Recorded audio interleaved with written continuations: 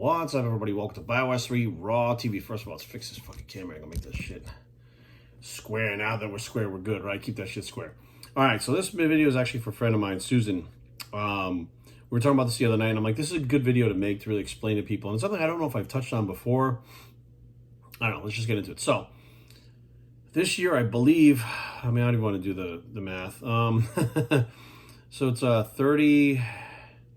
We're in 2022. I'm 46 years old. 14, so that'd be 30 years. So 32 years this year is how long I've been training for. Makes me feel really old. Now, within that 32 years, I started competing when I was 17. So I was 50, 60, 17. So about 29 years ago, I started competing.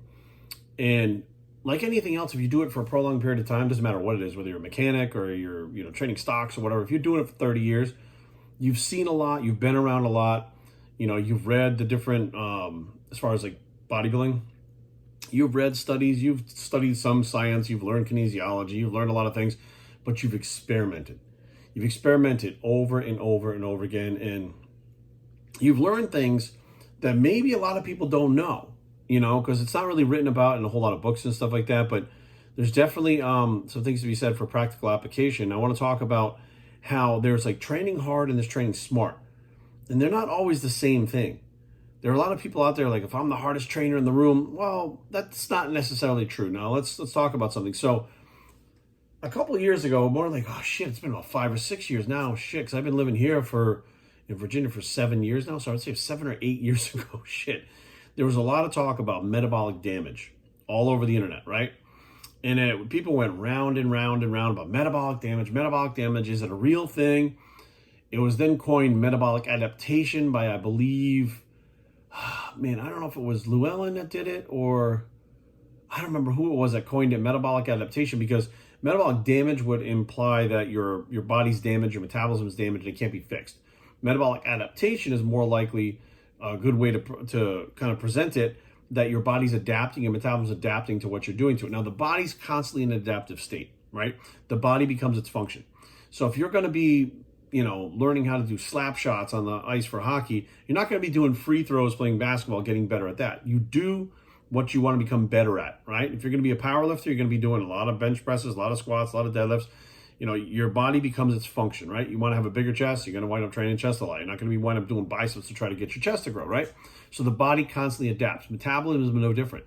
Now, there is the phenomenon that happens to every competitor. I shouldn't say every competitor, but competitors, when they just cut calories and they keep pushing cardio, what happens is the body starts getting better and adapting at doing the same amount of work or intensity with lower amounts of calories, right? So it starts to slow down the metabolism, right? So technically, by the time you're done with one of these diets, your metabolism is a lot slower. Your body's functioning on these lower calories. So when you put the calories back in, your body's now at a different point, right? The body weight came down. It's functioning optimally at these lower calories. When you put the calories back in, your weight goes back up to where it was and you gain weight, right?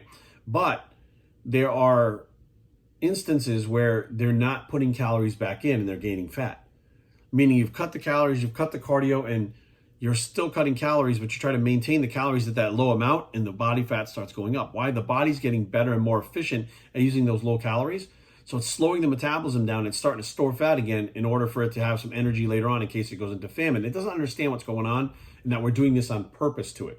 All right, it thinks that, oh my God, we're out of food. We need to get prepared because we're not going to have food for a while. It doesn't realize we got a refrigerator full of food and we got a Wegmans over here and a McDonald's over there, whatever the case may be. So this metabolic adaptation occurs. Now, there's a lot to read about it. There's a lot of science about it, but who's really gone through it? Who's really had it affect them, right? I guess you could say, right? So myself, I have put myself through a lot of things throughout the years experimenting. I've been experimenting since I was 14 years old. I would read something, I would read up on it as much as I could, and then I would go in the gym and experiment. And here we are, in 2022, been training for 32 years. I can apply a lot of these things that I've learned or that my friends have gone through, that clients have gone through, that people that I know have gone through, coaches have gone through. There's been pretty much so much stuff that's going on in 30 years that, you only have carbs, fats, and protein, right? You have training and cardio. You have those 5 things that are pretty much the staples that we have, and then various combinations of those things. So all those combinations over 30 years have pretty much been tried by me and other people that have been doing this long. So for me, the metabolic adaptation, interesting enough, I think it was 2011, was it? I adopted this mentality, right? I didn't have a coach at the time, so I'm gonna do this shit myself.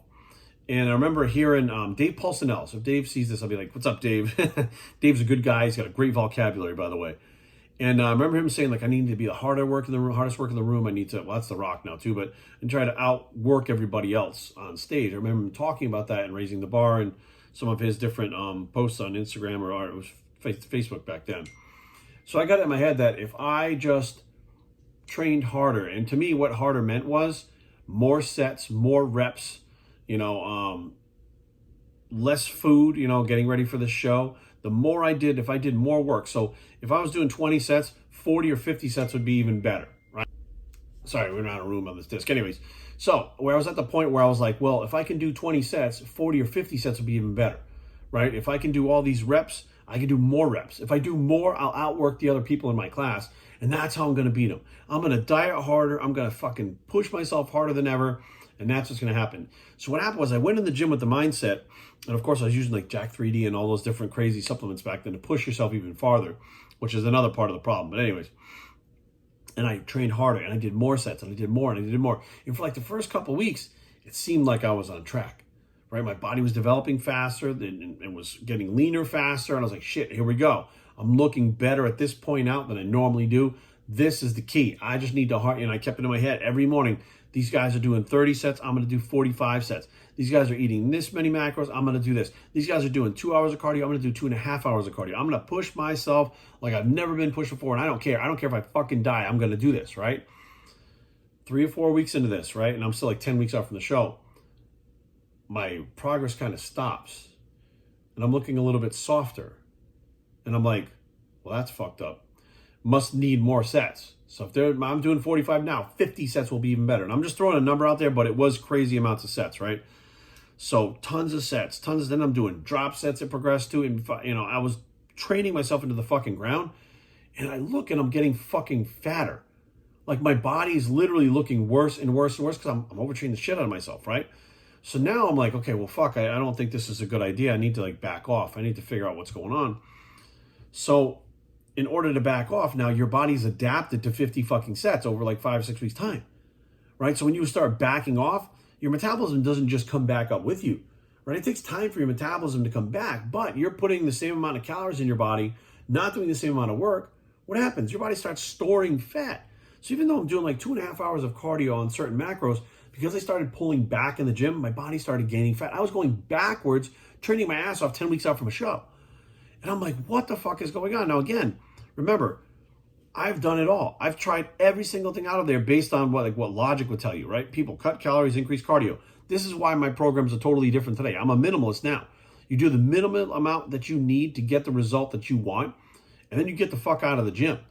You get out of the gym and let your body recover so that your metabolism stays high. You don't keep fucking cranking it. My goal is by the time that show gets there, I'm eating more food at the end of the diet than I am in the beginning.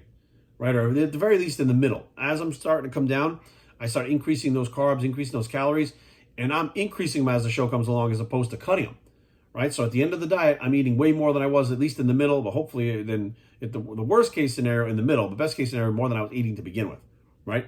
That's now how I do things. Back then, I was like, I'll just do more, and I'll cut more, and I'll do more, and I'll cut more, and I'll wind up there. So I kind of looked at it, I was like, I think I'm fucked now. Like, I'm not really sure what's happening right now. And I did come into that show, like, extremely fucking soft and watery. There was nothing I could do. I promised one of my close friends, who's one of my best friends, and I'm actually godfather to his son now, that I would do the show with him. So there's no way I was backing out of the show. And that's one of the worst pictures of me online anywhere in 2011 that Boston Light loved to put everywhere, that I looked like absolute dog shit because I was like, I'm going to go through with this for him. And I made a commitment, so I'm going to do it. But I pushed myself to the point where my body was going backwards. There was nothing I could do. It didn't matter what drugs I was taking. My body needed more time for it to adjust. So I literally had to reverse diet out of it. It took a really long time reverse dieting out of it. And 2012, I came back with a much improved look. It was a much, much improved look. So I actually said, my head is so screwed up now because I was under the impression the harder that I trained, the better this would be. So I hired Phil Hernan, who was another very close friend of mine, and he was a minimalist, right? So I'm going back to the minimalist again. And I was only doing a couple sets per exercise, like maybe 2 exercises or 3 exercises. I was doing like, Chest was like 3 or 4 sets for the whole fucking workout. It was like so little, and I came in way better. And even my legs had improved, which was always my hard point, right? I needed better legs.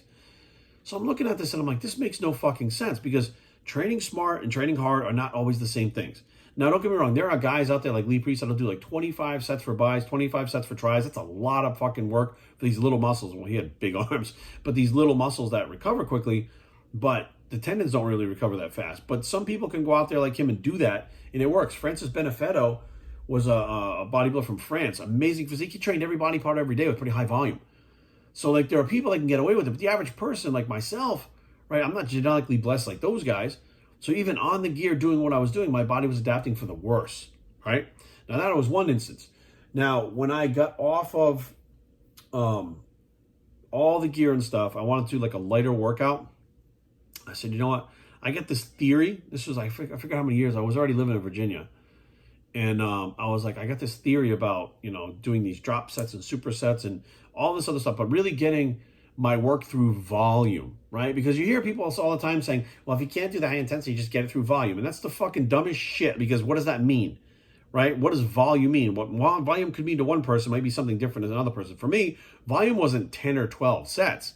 Volume was like 35 sets, right? On no gear, light weights. In my head, it made sense. Logic, right? Do a bunch more sets, get it through volume. So I go through these workouts, and what I would do is like, so for instance, the first exercise was a chest press, because I had torn my pec at the time.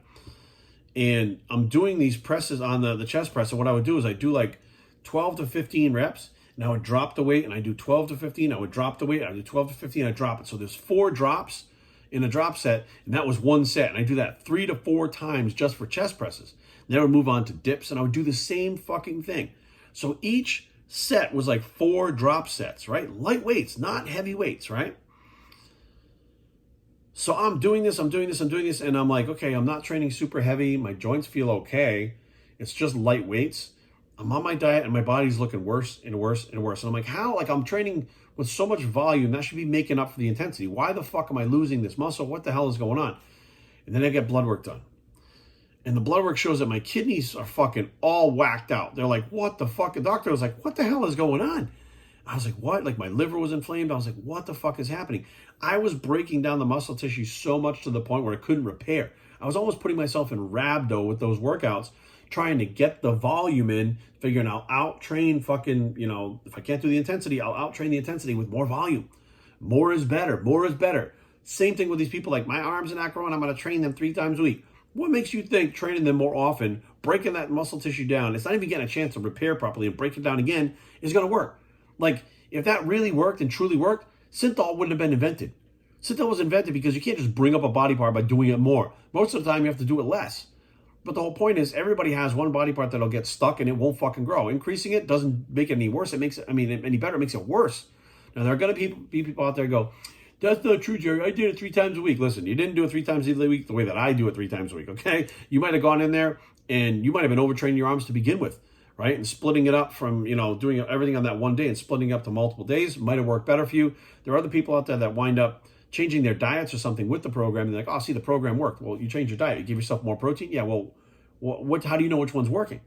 So the whole point I'm trying to get at is training harder isn't always the best answer.